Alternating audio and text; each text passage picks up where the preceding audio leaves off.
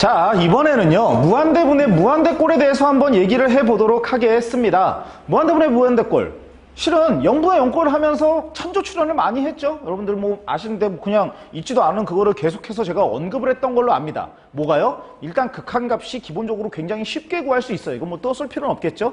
그렇게 해서 그게 만약에 그렇게 쉽게 나오는 게 아니라 그러면 우리가 배우는 고등학교 교과과정에서 뭐라고요? 두 가지 갈래가 있어요. 하나가 뭐예요? 0분의 0꼴이고 하나가 무한대분의 무한대입니다. 0분의 0꼴은 기억이 나시나요? 일단 1차적으로 하나가 0이면 반드시 다른 것도 0이 돼야 돼요. 분자가 0이면 분모도 0이고 분모가 0이면 분자도 0입니다. 거기에 플러스 뭐가 필요하다고요? 그 0이 되는 애들끼리의 약분이 필요하다고 얘기를 했습니다. 이제는 그 정도가 충분히 여러분들 자연스러울 거라고 생각을 합니다.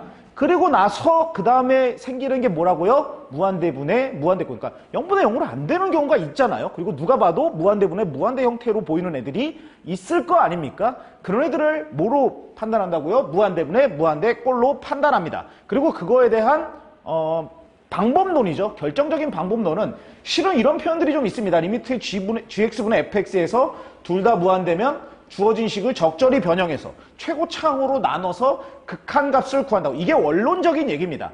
근데 여러분들 이게 원론적인 얘기가 예전에 우리가 수학이란 그 투라는 단원을 통합적으로 배웠을 때 문과 이과가 한때는 통합적으로 이걸 배우던 시절이 있었거든요. 근데 그때 쓰던 표현이지 실은 수학 투라는 단원에서는 이거에 대한 fx, gx가 거의 대부분 다 뭘로 이용이 됩니까? 다항함수로 이용이 될 겁니다. 여기 주어진 애들이 대부분 뭐라는 거예요? 다항함수 fx랑 gx예요. 이게 이제 원론적으로는 이 표현이 맞지만 우리가 수학2를 배우는 상황에서는 다항함수를 벗어나지를 않습니다. 그렇기 때문에 여러분들이 이것을 굳이 이렇게 이해하실 필요는 없어요. 이과 학생들은 분명히 나중에 뭐 지수함수의 극한이나 아니면 뭐 다른 것들을 배우게 되면서 요 논리를 좀 정확하게 이해할 수는 있을 겁니다. 그때 가서 그것을 이용하셔도 돼요. 그리고 그거 역시도 단순히 최고차항을 비교하는 거기 때문에 뭐 그렇게 크게 어렵게 느끼지는 않을 겁니다. 자, 어쨌건 저쨌든 간에 우리는 이거 다항함수의 개념이고 무한대분의 무한대꼴 조금 더 심플하고 캐주얼하게 바라볼게요. 왜냐하면 다항함수만 대부분 이용할 거기 때문이죠. 그럴 때는 뭐만 이용하면 됩니까? 최고차항의 개수만 비교하면 됩니다. 수학2에서 그렇다라는 얘기죠. 그리고 미적분을 간다고 하더라도 여기서 크게 벗어나지는 않습니다. 뭐 그 정도를 여러분들이 이해하시면 될 것 같고요. 어쨌든 우리는 수학2 내에서 최고차항의 개수로만 이 문제를 한번 풀어보도록 하겠습니다. 그러니까 뭐 좀 그런 억지 행동을 할 필요가 없다는 얘기죠. 자, x제곱분의 3x제곱이에요. 누가 봐도 어떻습니까? x제곱이랑 3x제곱 최고차항이 하나가 1이고 하나가 3이죠. 1분의 3이 될 겁니다. 이 값이 3이에요. 굉장히 쉽죠? 굉장히 쉽다는 걸 알 수가 있습니다. 여기서도 보도록 할까요? 2x제곱 마이너스 x예요. 여기서 최고차항은 누구예요? 당연히 2가 되겠죠. x제곱이 2일 때가 최고차항이고 여기는 최고차항이 어떻게 됩니까? 마이너스 3x의 제곱이 됩니다. 여기는 2와 마이너스 3이 만나서 2분의 마이너스 3이라고 결론을 내도 될까요? 결론을 내도 된다라고 알 수가 있습니다. 자, 여기도 최고차항을 한번 보도록 할까요? 최고차항을 한번 보면 얘가 루트 4x의 제곱이에요. 근데 얘는 x제곱이라는 개념은 아니죠. 뭐예요? 안에 루트가 있으면 우리가 그걸 꼭 누가 알려주지만 아는 건 아니죠. 이거 그냥 x의 형태라는 걸 알 수 있나요? x제곱에다가 루트를 씌웠으면 그 값은 그냥 x가 되는 거죠. 자, 그리고 이 값이 루트 4x의 개념이라는 것도 알 수 있나요? 알 수가 있습니다. 위에는 누구예요? 위에는 2가 있다라는 거죠. 2x가 있다라는 겁니다. 최고차항만 비교하는 거예요. 거기에 여기 밑에 누가 있어요? x가 추가되어 있네요. 그럼 이 밑으로는 뭐가 됩니까? 3이고 위에는 2가 돼서 답은 3분의 2가 됩니다. 자, 여러분들 실은 이렇게 문제를 풀고 나니까 여러분들한테 하나 정도는 얘기해주고 싶은 게 있었습니다. 그게 뭐냐면요. 자, 리미트 x가 무한대로 갈 때 x분의 x제곱 여기다가 이제 플러스 1 같은 걸 하나씩 넣어볼까요? 이건 그렇게 큰 의미가 있지는 않습니다. 뭐 플러스 1이나 플러스 2나 플러스 3이나 자, 심지어 플러스 x가 있어도 큰 의미는 없습니다. 자, 여러분들 이거 보세요. 최고차항이 누가 더 큰가요? 당연히 분자가 더 크죠? 이런 것들을 여러분들 뭔가 외워서 이걸 판단하는 게 아니라 무한대로 갈 거예요. 얘가 무한대로 가고 얘도 무한대로 갑니다. 무한대라는 건 정해져 있는 값이 아니에요. 지속적으로 커져가는 값입니다. 계속해서 그 끝은 우리가 알 수가 없는 값이 무한대예요. 얘가 무한대로 도달한다고 하면 얘는 그것보다 훨씬 더 큰 범위로 무한대로 가고 있는 겁니다. 어떤 느낌인지 아시나요? 그렇기 때문에 얘 같은 경우는 실제로 뭡니까? 무한대로 가고 있다라는 겁니다. 이거를 여러분들이 그냥 그냥 느끼셔야 돼요. 이걸 뭘 외워서 이해한다고 생각하면 그것은 올바른 방법이 아닙니다. 무한대분의 이 무한대로 간다라는 거고, 마찬가지로 무한대분의 무한대가 x가 어떻게 됩니까? 이번에 무한대로 갔을 때 x제곱 플러스 1이 위에 있고 x 플러스 뭐 3 같은 게 이 위에 있다고 하겠습니다. 얘 같은 경우도 어떨까요? 얘가 훨씬 더 크게 무한대로 가요. 지하물이 쫓아가려고 해도 되나요? 안 되나요? 안 된다라는 걸 알고 있습니다. 그렇다는 얘기는 이 분모가 어마어마하게 커지기 때문에 이 값은 어디로 간다는 얘기예요? 0으로 간다는 얘기입니다. 그러니까 무한대랑 0 가지고는 극한값이 존재한다거나 제대로 판단할 수 있다는 표현을 쓸 수 있어요? 없어요? 쓸 수가 없는 거죠. 물론 얘는 존재는 하는데 우리가 그거에 대해서 그냥 0밖에 안 나오는 거잖아요. 그죠? 그런 식으로 판단하는 건 아니라는 거죠. 극한값이 어떤 특별한 값으로 존재한다 그러면 그때는 어떤 경우밖에 없는 거예요? 이게 아까 0분의 0이랑 비슷하죠. 0분의 k, 뭐 k분의 0.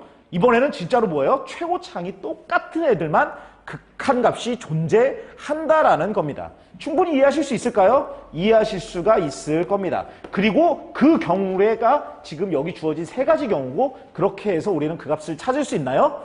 아까 그거죠. 2x의 제곱, 마이너스 3x의 제곱, 2분의 3, 마이너스 3.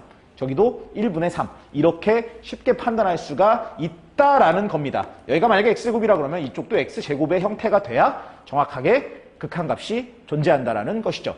아시겠죠? 뭐 이 정도는 여러분들 쉽게 이해하실 거라고 생각을 하고 좀 빠르게 넘어가 보도록 하겠습니다. 자, 18번 문제를 보도록 할게요. 2x제곱 플러스 죄송해요. 2x제곱, 요즘에 이렇게 기침하면 큰일 나는데 걱정하지 마세요. 그럴 리 없습니다. 자, 2x제곱 플러스 5x 플러스 3에 대해서 3x의 세제곱분의 xfx라고 되어 있습니다. 얘도 뭐만 한다고요? 최고차항의 개수만 비교하면 됩니다. 자, 3x의 세제곱이 최고차항의 개수예요. 여기는 당연히 2x의 제곱의 형태겠죠. 밑에 있는 5x 이런 애들은 의미 있어 없어요? 얘네들은 아무것도 아니에요.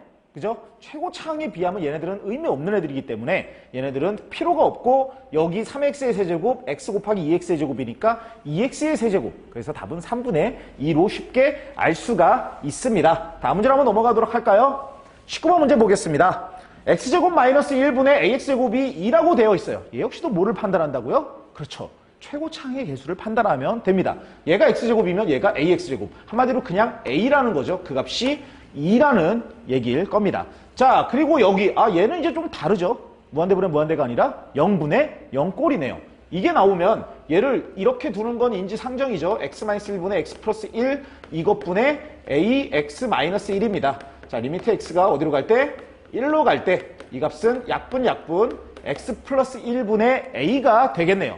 그거는 1을 집어넣으면 2분의 a가 될 거고, 아까 a가 2였으니까 b의 값은 1이 된다는 것을 확인할 수가 있겠네요. 굉장히 쉽죠? 일단 최고차항의 개수라는 것을 다항함수의 개념이기 때문에, 그리고 그냥 다항함수라고 생각하셔도 돼요. 수학투에서는 다항함수까지밖에 나오지를 않기 때문에 그래요. 근데 뭐 특별히 그런 거에서 걱정하지는 않으셔도 되고 그냥 캐주얼하게 받아들이세요.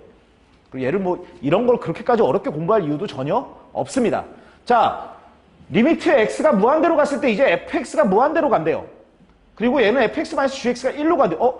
이런 거 어디서 많이 본 거 아닌가요? 우리가 이런 행위를 예전에도 했었어요. 그게 뭐였나요? 극한값의 성질을 활용하는 거였죠.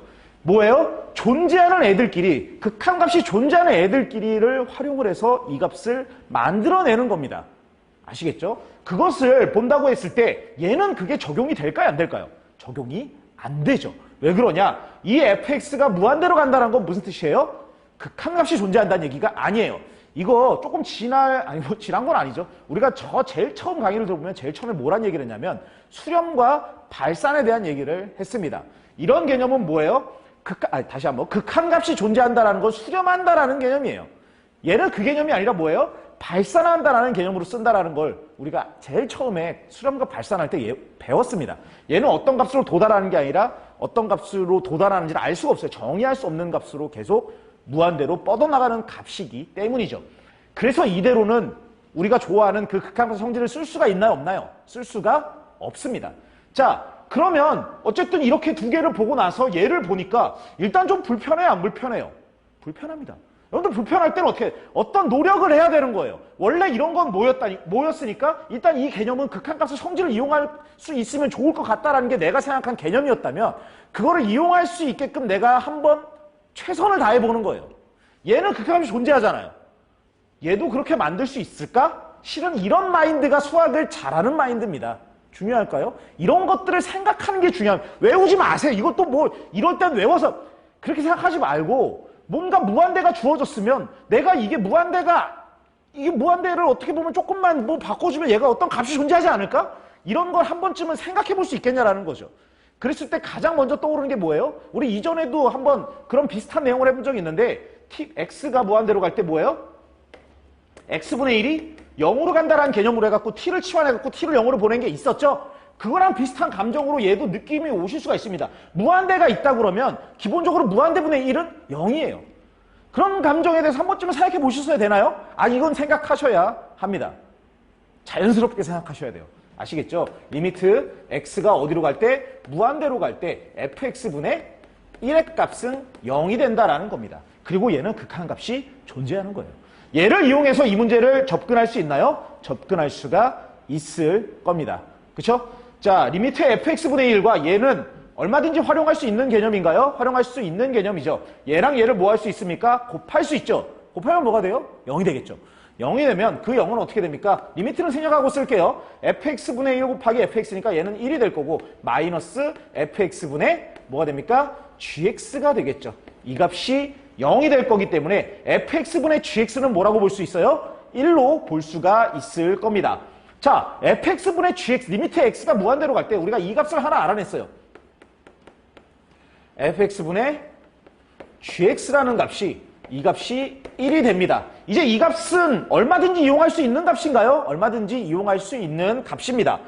그런데 얘를 보면 당연히 얘가 주어졌으니까 얘를 이용할 수 있는 형태로 바꿔줘야 되나요? 그래야 합니다. 그러면 이 식을 얼마든지 우리가 얘를 이용할 수 있게끔 만들어줄 수 있어요? 그럴 수 있어요. 근데 이런 걸 못한다고. 아니 뭐가 문제? 그냥 보기가 불편해. 아, 얘 뭐야 도대체. 이런 식으로 사고하면 절대 안 된다라는 거죠. 얼마든지 바꿀 수 있죠. 사고의 흐름입니다.